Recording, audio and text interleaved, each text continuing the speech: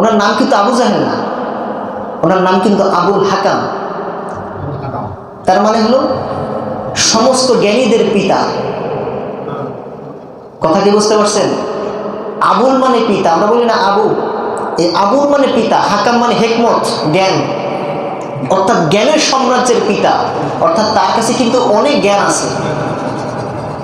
সেই আবু হাকাম থেকে শুরু করে তার নাম পরবর্তীতে হয়ে গেল আবু জাহেল, মানে জাহিলিয়াতের পিতা, মানে সমস্ত নোংরামি, এই নোংরামির পিতা হয়ে গেল।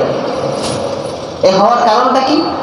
কারণ হলো আল্লাহ রাসূল যতগুলি নিদর্শন তাকে দেখিয়েছে, কোন নিদর্শনে সে ঈমান আনে নাই। আল্লাহ রাসূলের কাছে একদিন আসছে, এ মুহাম্মদ, ওই চাঁদটাকে একটু দ্বিখণ্ডিত করে দেখাও তো, যদি তুমি এটা পারো তাহলে আমি ঈমান আনবো। কথা কি বুঝতে পারছেন?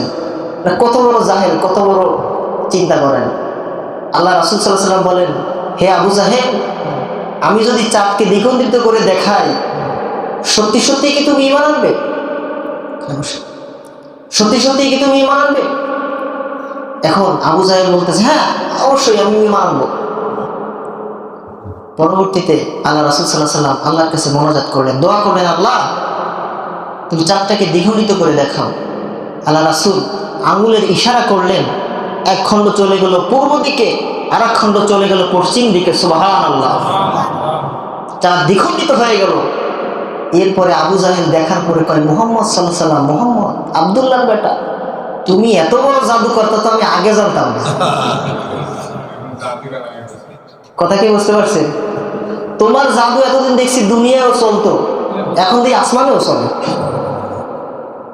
কথা কি বুঝতে পারছেন? কত বড় জাহেল, চিন্তা করেন। তো এখান থেকে ভারতের কেরালা রাজ্য, কোন রাজ্য বলেন? কেরালা রাজ্য। এই কেরালা রাজ্যের একজন রাজা ছিল, নাম ছিল ভোমরাজ। কি রাজ বলেন? ভোমরাজ। আপনার ভারতের ইতিহাস খুলে দেখবেন, এই ভোমরাজ তিনি ওই রাত্রেবেলায় আকাশের দিকে তাকিয়েছিলেন। তিনি হঠাৎ করে দেখছেন যে চাঁদের একটা খণ্ড চলে গেল পূর্ব দিকে, আর একটা খণ্ড চলে গেল পশ্চিম দিকে। তিনি তো অবাক হয়ে গেলেন, কিভাবে সম্ভব? চাঁদ দ্বিখণ্ডিত হয়ে দুই ভাগ হয়ে গেল। তিনি মনে মনে চিন্তা করলেন, এটা তো অলৌকিক ঘটনা। তিনি তারপর থেকে চিন্তা করতে লাগলেন, হঠাৎ করে ভারতীয় কিছু বণিক,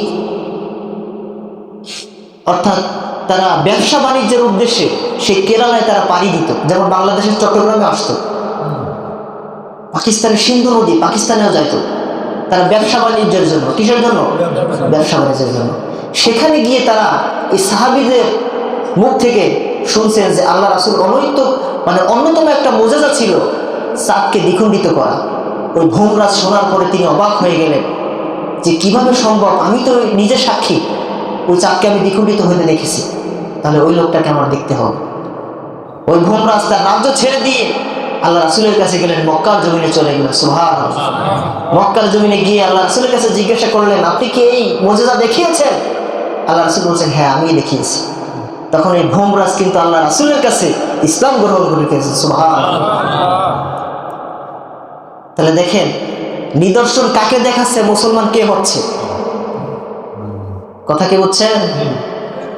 কিন্তু আবু জাহেল কিন্তু মুসলমান হবে না।